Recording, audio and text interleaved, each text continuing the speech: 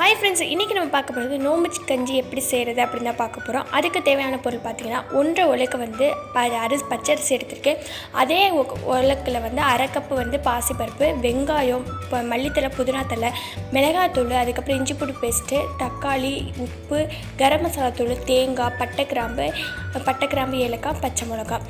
நான் வந்து செய்கிறப்ப வந்து அளவெல்லாம் சொல்கிறேன். இப்போ அடுப்பை ஆன் பண்ணி ஒரு சட்டியை வச்சுக்கலாம். அதில் வந்து ஆயில் சேர்த்துக்கலாம். ஆயில் ஹீட்டானதோட பட்டை, கிராம்பு, ஏலக்காய் இதை வந்து போட்டுடலாம். இது பொரிஞ்சோடனே நம்ம வெங்காயம் நறுக்கி வச்சுருக்க வெங்காயத்தை சேர்த்துக்கலாம். அதாவது நான் 2 பெரிய வெங்காயம் நறுக்கி வச்சுருக்கேன், அதை வந்து சேர்த்துருக்கேன். இது மாதிரி பொடியாக நறுக்கிக்கோங்க, அப்போ தான் கொஞ்சம் சீக்கிரமாக வதங்கும். இதை வந்து நல்லா வதக்கிடலாம்.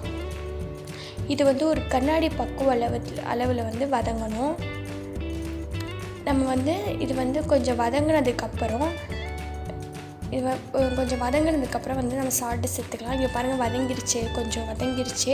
இது வந்து நல்லா வதங்கிறதுக்காண்டி சால்ட்டு சேர்த்துக்கிறேன். நான் வந்து எனக்கு தேவையான அளவு சால்ட்டு சேர்த்துக்கிறேன். உங்களுக்கு தேவையான அளவு சால்ட்டு சேர்த்துக்கோங்க. இதையும் நல்லா வதக்கிக்கலாம். நம்ம எது வதங்குறதுனாலும் நம்ம வந்து சால்ட்டு சேர்த்தா அது வந்து சீக்கிரமாகவே வதங்கிடும். இப்போ நறுக்கி வச்சுருக்க பச்சை மிளகாவை சேர்த்துடலாம். பச்சை மிளகா ஒரு 5-6 பச்சை மிளகா வந்து நான் நறுக்கி வச்சுருக்கேன், அதை வந்து சேர்த்துக்கிட்டேன். நல்லா வதக்கிக்குவோம். இது வந்து ஒரு பக்குவத்தில் வந்து வதங்கிருச்சு. இப்போ வந்து நம்ம இஞ்சி பூண்டு பேஸ்ட்டு சேர்த்துடலாம். இஞ்சி பூண்டு பேஸ்ட்டு வந்து நான் 2 டீஸ்பூன் சேர்த்துருக்கேன். இஞ்சி பூண்டு பேஸ்ட்டே நல்லா வதக்கிக்குவோம். அந்த பச்சை வாசனை போகிற வரை நம்ம வதக்கிக்கணும். இஞ்சி பூண்டு பேஸ்ட்டு போட்டோன்னு நம்ம ஒரு நல்லா வதக்கிடணும். ஏன்னா அப்போ தான் அந்த வாடை அடிக்காமல் இருக்கும். இப்போ நம்ம வந்து கரம் மசாலா தூள் வந்து 1/4 டீஸ்பூன் சேர்த்துக்குவோம்.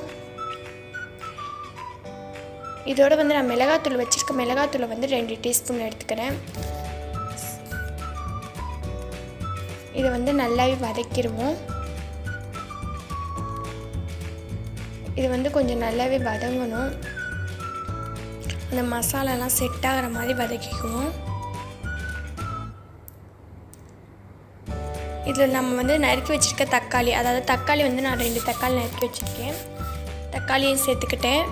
அதையும் நல்லா வதக்கிடலாம்.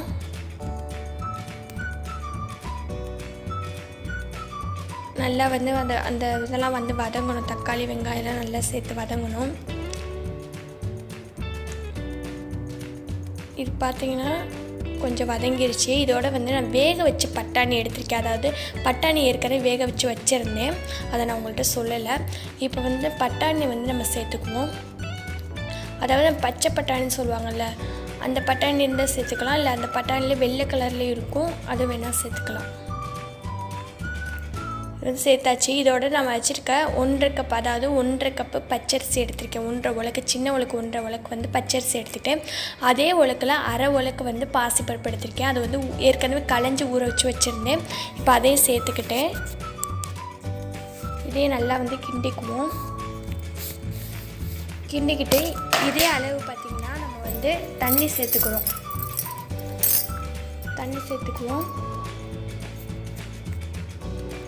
இதே அளவு வந்து தண்ணி சேர்த்துக்கணும். அதாவது இதில் வந்து 2 மடங்கு வந்து தண்ணி சேர்த்துக்குவோம். தண்ணி சேர்த்து, அதாவது அந்த அரிசிலாம் வேகிற மாதிரி தண்ணி அந்த அளவுக்கு ஏற்ற மாதிரி சேர்த்துக்கலாம். சேர்த்து நல்லா கிண்டி விட்டுருவோம். கிண்டியாச்சு. இப்போ வந்து மூடி போட்டுடலாம். அது வந்து அப்படியே கொதித்து வேகட்டும். இப்போ பாருங்கள், கொதித்து வெந்துருச்சு. இதோட நான் வந்து நறுக்கி வச்சுருக்க மல்லித்தலை, புதினா தலை இதெல்லாம் வந்து சேர்த்துக்கிறேன். சேர்த்து இதையும் வந்து கிண்டிடுவோம். நல்லா வந்து கிண்டிக்குவோம். கொஞ்சம் வேகணும், கிண்டிக்கலாம். இதோட பார்த்திங்கன்னா நம்ம வந்து தேங்காய் எடுத்து வச்சுருக்கோம் பார்த்திங்களா, அந்த தேங்காய் வந்து நறுக்கி, அதாவது தேங்காவை அரைச்சி எடுத்துக்கணும். அரைச்சி பாலாக இல்லாமல் தேங்காவை அப்படியே அரைச்சி எடுத்துக்கிட்டோம். அதை வந்து நான் அதில் சேர்க்குறேன்.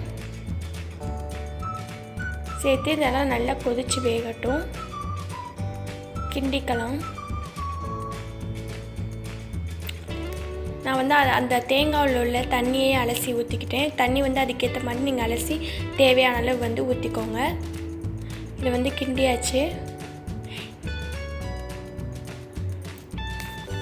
இது வந்து அரிசிலாம் கொஞ்சம் வேகணும். இந்த நம்ம தேங்காய் ஊற்றுனதுக்கப்புறம் வந்து ஒரு நல்ல கொதிக்கணும். பாருங்கள், வந்து கொதிச்சிருச்சு,